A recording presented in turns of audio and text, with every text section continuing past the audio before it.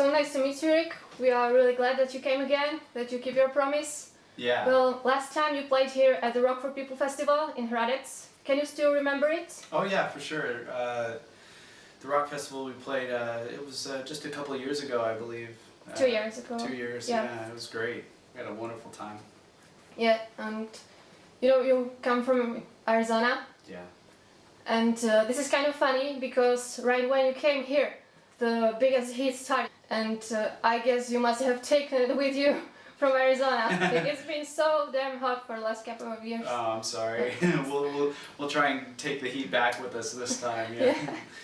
I guess it already works because it's much cooler today. Yeah, it's nice today. Yeah. What's the average temperature in Arizona in the summer?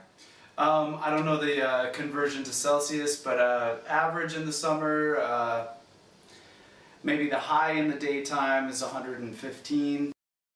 And then the low overnight, 104. Sometimes it stays over 100 degrees all day and all night. Yeah, this is incredible. It's like 42 to Celsius, and it's been over 95, I guess. Wow.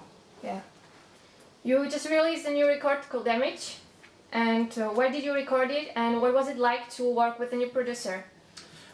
Yeah, we're very excited about our new album Damage, and making it was a lot of fun. We chose to leave our studio that we have in Arizona and go to our producer's studio, Alan Johannes.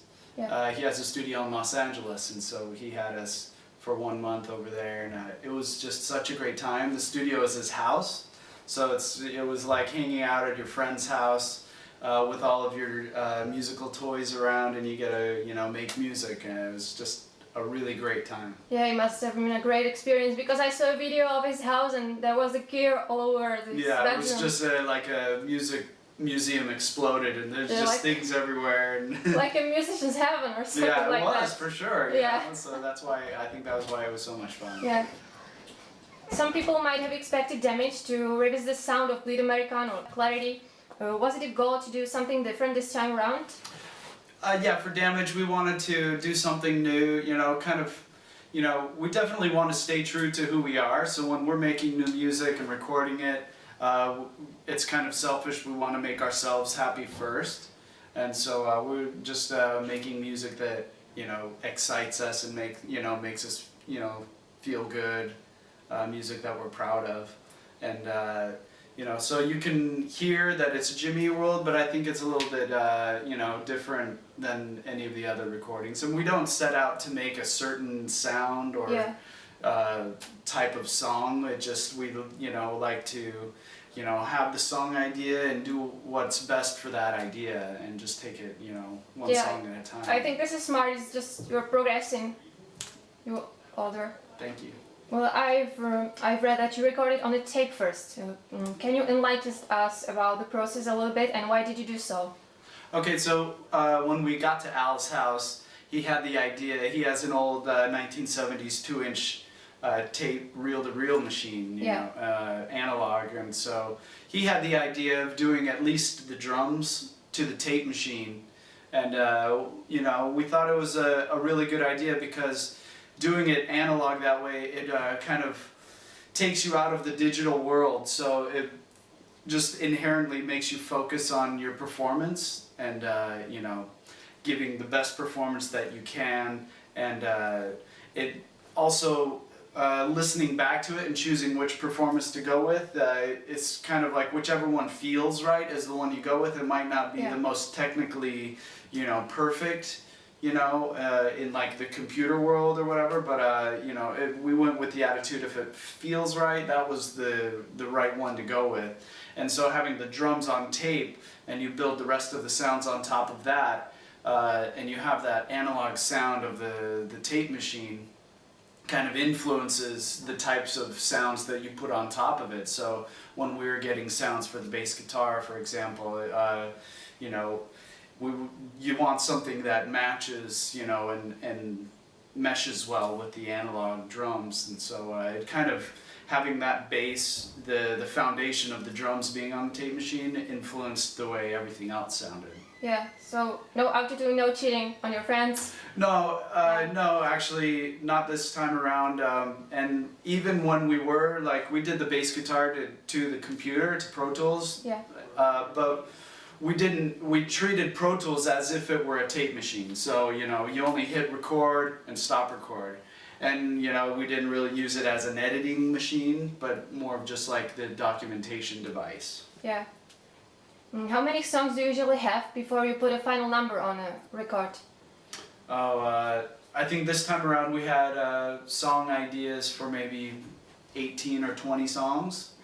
And, you know, those aren't finished ideas, but from those, you know, we sit and go over them and talk about which ones might have, you know, we feel best about, and, you know, we would like to progress further, work further on, and so, you know, we kind of trim that down to about 12 or so. Yeah, what was an inspiration for the lyrics this time, and does the album have any theme?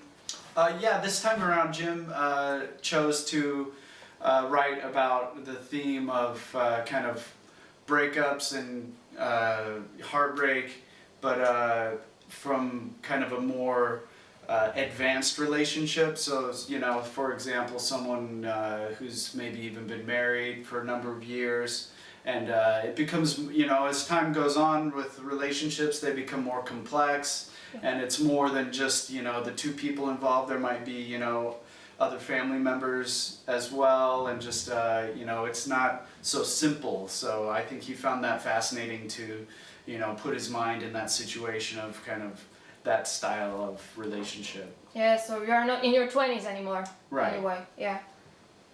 You've been on the scene for almost 2 decades now, and what do you think are the advantages and disadvantages of releasing music or just being a music fan in 2013?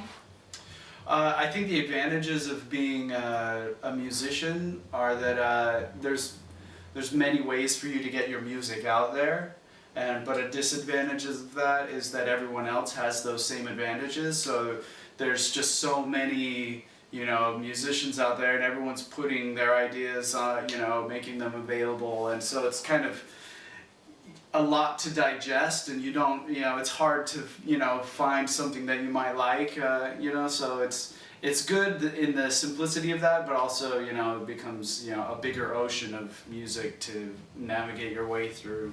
Yeah. And speaking of how long you've been playing, do you still get nervous before a show from time to time?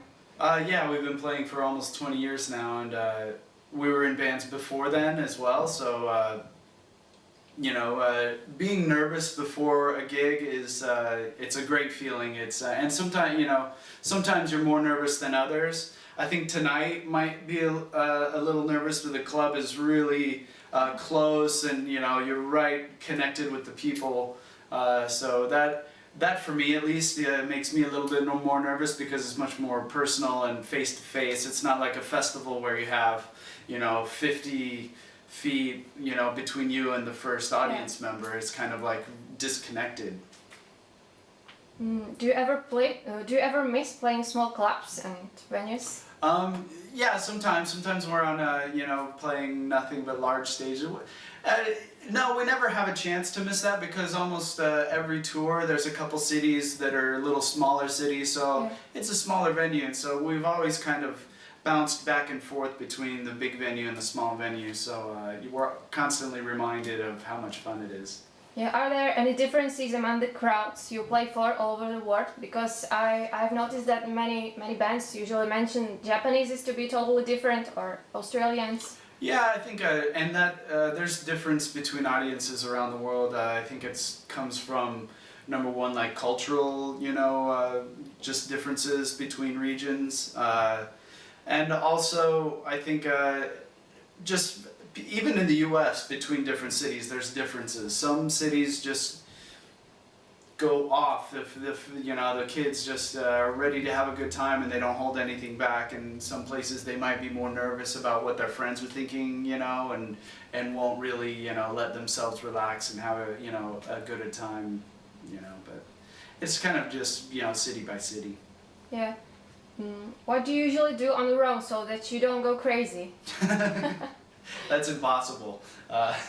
No, in our spare time, we like to, try and find some local either flavor as far as food or drink or, something unique to where we are, and just try and experience where we are so that, it helps you identify with the people and, have an understanding of where you are in the world. And plus it's just, it's nice to meet new people and try new things. Yeah, what's the weirdest thing you have ever tasted somewhere? I don't know what it was, but it was in Japan, and it was late night after the concert, and the promoter took us out for dinner, and a few beers and things like that, and then the next thing you know, you're eating things you have no idea what they are, and it just, but nothing was disgusting, I found, but just really different. Maybe it could have been some guinea pig or something like that. It could have been, yeah, or who knows, Mostly it was, sea creatures. Yeah. What about you and pranks? Do you like to tease each other or other bands on the road? Oh yeah, that's a ton. It's a lot of fun to kind of have friendly competitions with other bands that you might be on the road with. Maybe play some pranks or something. We haven't. So this tour we haven't been with the band the whole time, so we haven't been able to get into too much shenanigans or trouble that way, but. It's always, something fun to do. Yeah, I watched this interview from Gross Rock 2007, and I guess that Zach mentioned some peanut butter on the bread. And that's a classic move, yeah. So you're driving down the highway and your friends are in the van behind you, and if you have some bread, just take some peanut butter, bunch of peanut butter on the bread, and you kind of like frisbee it out the window and try and get it to land on the other van. And there's been a couple times we've had a good shot where sticks right on the windshield, and then you try and use the wipers to remove it, and it just smears it all over the place. And yeah. Also in the same interview there was some talking about Tom and throwing oranges at people's houses or something like that. That's Is that from, true? Yeah, that's not necessarily houses.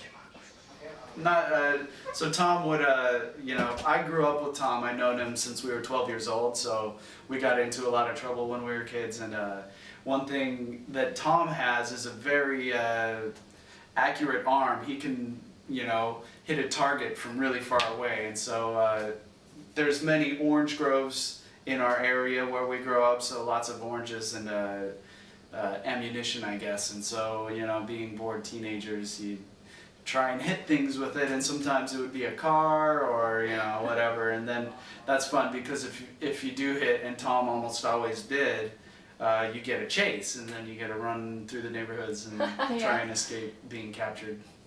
Yeah, so it's kind of silly, yeah. Yeah, I think that's about it. Okay, Thank you very much for taking the time. Yeah, thank you for your time, yeah. And we can't wait to see you on the stage. All right, cool. It's going to be a lot of fun.